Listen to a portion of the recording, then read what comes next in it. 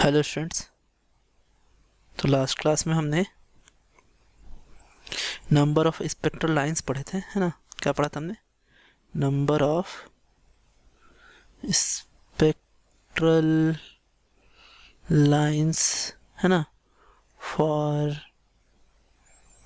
For electron transition, है ना। पर देखा था कि जब इलेक्ट्रॉन एक हायर एनर्जी लेवल से लोअर एनर्जी लेवल में जाती है तो कितने लाइंस बन के आते हैं, उसके लिए हमने फार्मूला भी देखा था।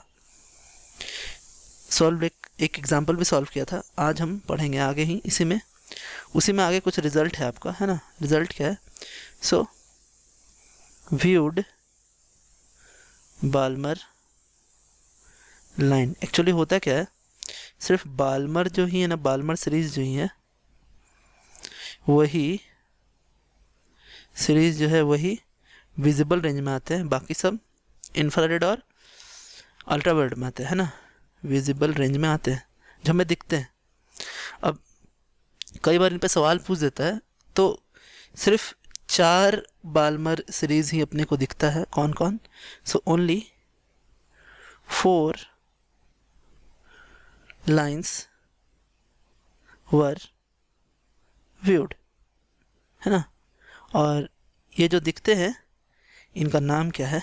तो आइए देखें इनका नाम कौन कौन सा है। तो पहला है ये आपका एच, ये पहला है आपका एच अल्फा। एच अल्फा दिखता कब है? तो ये दिखता है जब ट्रांजिशन 3 से 2 की ओर हो, मतलब फर्स्ट ट्रांजिशन। और इसका कलर होता है रेड, है ना।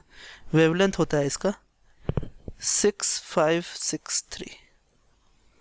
नेक्स्ट है एच बीटा, और ये होता है आपका 4 से 2, और इसका कलर होता है ब्लू, और इसका वेवलेंथ होता है 4861। फिर आता है कि एच गामा, और ये आपका होता है 5 से 2, इसका कलर होता है इंडिगो, इंडिगो होता है, और वेवलेंथ 4340।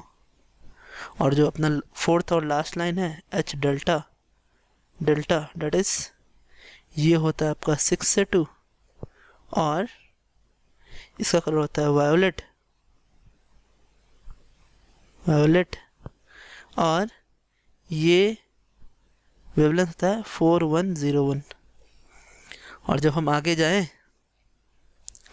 तो आगे जाने पे अपने को जो वो दिखता नहीं है और वो इंफ्रारेड रेंज में चला जाता है।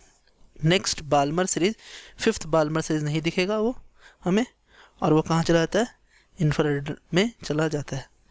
तो ये आप एज अ रिज़ल्ट इसे याद रखें, ये आपके काम आएगा बहुत, है ना। इस पर सवाल पूछे जाते हैं। अब हम कुछ चीज़ें और पढ़ेंगे जो कि हमें आगे बोर को इस्टेब्लिश करने में, बोर थ्योरी को इस्टेब्लिश करने में हमें काम देंगी, है ना। सो ये थ्योरीज क्या क्या है? तो ये थ्योरी हम समझते हैं। देखिए क्या है, कुछ ऐसे फिनोमेनाज थे जो कि इलेक्ट्रोमैग्नेटिक थ्योरी से नहीं एक्सप्लेन किए कर पा रहे थे हम, है ना, नहीं हो पा रहे थे। सो क्या क्या फिनोमेनाज है देखिए। सो सम phenomena phenomenas could not be explained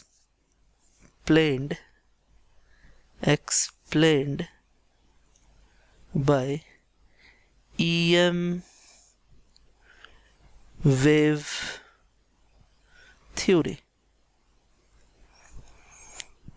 वो कौन कौन से हैं? तो पहला जो है वो है आपका ब्लैक बॉडी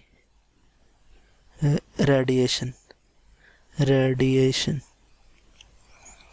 दूसरा है आपका फोटो इलेक्ट्रिक इफेक्ट, फिर है आपका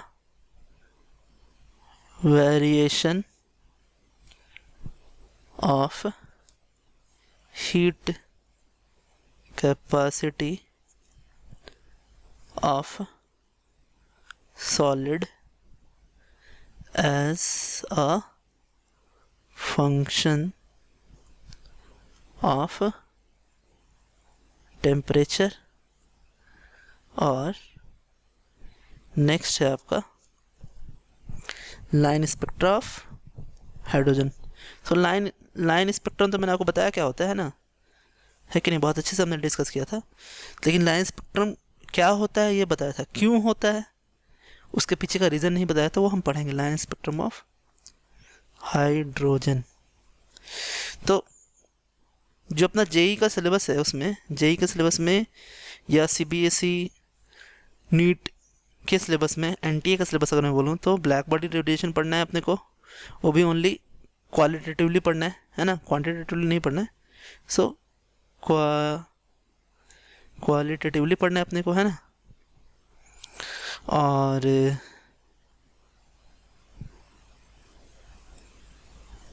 और हमें क्वालिटेटिव पढ़ना है, क्वालिटेटिवली पढ़ना है ना, ये पढ़ना है क्वालिटेटिवली एंड क्वांटिटेटिवली, दोनों ही पढ़ना है इसे। और ये पढ़ना है अपने को, ये नहीं है अपने सिलेबस में। जब आप हायर फिजिक्स बीएससी फिजिक्स पढ़ोगे तो वहाँ पे आपको ये आएगा, variation of heat capacity of a solid as a function of temperature. So next classes में हम ब्लैक बॉडी पढ़ेंगे, ब्लैक बॉडी रेडिएशन के बारे में पढ़ेंगे, होता क्या है वो जानेंगे, और उसको कैसे एक्सप्लेन किया गया वो भी जानेंगे। सो आज के लिए students, thanks, have a nice day students.